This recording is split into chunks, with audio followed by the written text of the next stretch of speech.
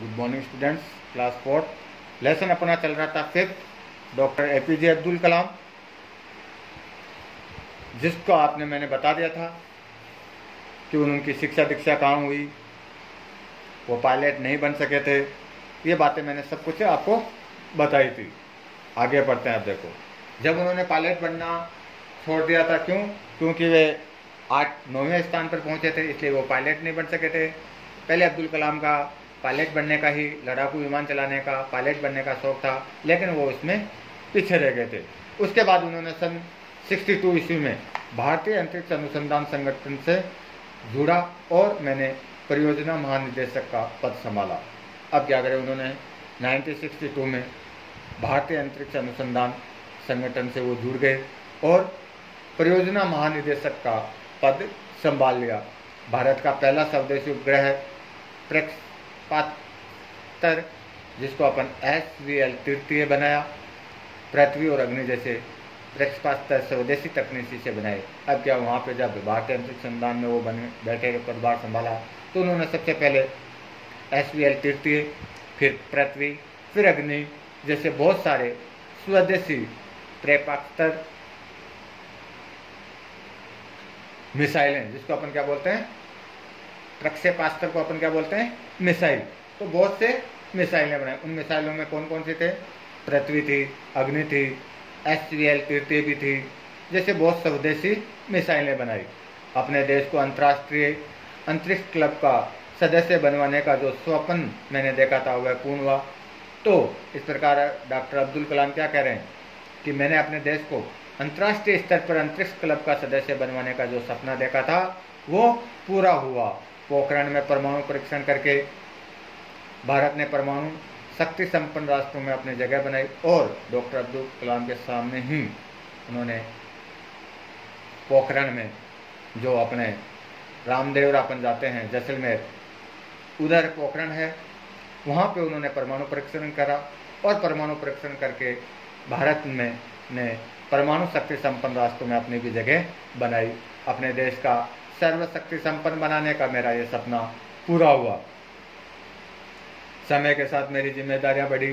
पहले भारतीय रक्षा मंत्रालय से मुझे वैज्ञानिक सलाहकार बना गया। फिर वर्ष 2002 में 11वें राष्ट्रपति के रूप में चुने जाने का मुझे सौभाग्य प्राप्त हुआ। अपने कार्यकाल के समाप्त होते ही मैंने दोबारा राष्ट्रपति न बनने का निर्णय लिया। मैंने सदैव भारत को विश्व में अग्रणी बनने का सपना देखा और इसके लिए मैं सदैव दृढ़ प्रतिज्ञा भी रहा। मैं भारत को हमेशा आत्मनिर्भर देखने का इच्छुक रहा हूँ। आज हम शक्ति संपन्न हैं तो लोग हमें गिदड़ बग्गियाँ देकर डरा नहीं सकते। हमारी ठोस उपलब्धियाँ ही हमारी पहचान है। इसलिए जो हमें चाहिए उसके लिए प्रतिरक्षा मत करो, संघर्ष करो, क्योंकि प्रतीक्षा करने वालों को तो उतना ही हिस्सा मिलता है जितना हिस्सा संघर्ष करने वाले छोड़ देते हैं। अगर आप पढ़ाई करने में कमज़ोर हो अथवा लोग ऐसा समझते हो तो भी हार न मानो, हर तरह से प्रयास करो। यह भी संभव है कि किसी अन्य क्षेत्र में लगने योग्य बेहतरीन दिमाग तुम्हारे पास हो। मैं भी आपके लिए, अपनी अगली पीढ़ियों के लिए ऐसी किताबें लिखना चाहता था जो हमेशा प्रेरणादायक बन सके। मैंने इसके लिए प्रयास भी किया और अनेक पुस्तकें भी लिखी, जैसे India 2020, a vision for the new millennium, my journey, ignited minds, unleashing the power within India, wings of fire आदि। ये आदि कितने थे, इनकी कलाम की क्या थी, पुस्तकें थी, जिनको पढ़ने से अपन को बहुत ही ज्ञान प्राप्त होता है। अपने देश भारत में मुझे बहुत मान सम्मान मिला। मुझे भारत रत्न, पद्म विभूषण, पद्म भूषण जैसे कई सम्मान प्रदान किए गए। अनेक विश्वविद्यालयों ने मुझे डॉक्टरेट की उपाधि भी दी थी। अब है कि भारत में अब डॉक्टर अब्दुल कलाम को पद्म भूषण भी मिला है, भारत रत्न भी मिला है, पद्म विभूषण भी मिला है और अनेक विश्वविद्यालयों से उनको डॉक्टरेट की उपाधि भी मिली थी।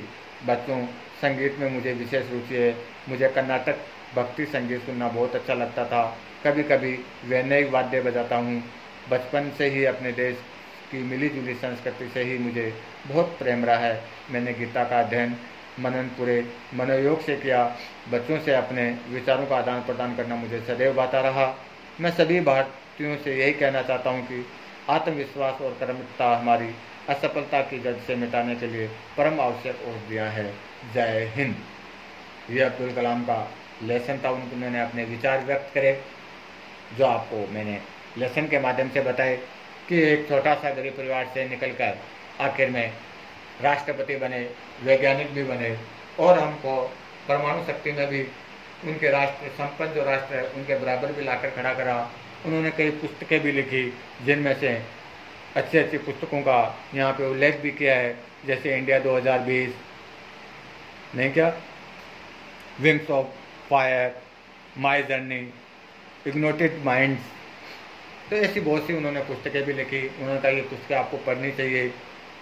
वो लास्ट में उन्होंने यही बात कही कि मैं सभी भारतीयों से यही कहना चाहता हूं कि आत्मविश्वास और कर्मठता ही हमारी असफलता की जो जड़ है उसको मिटाने के लिए परम आवश्यक है।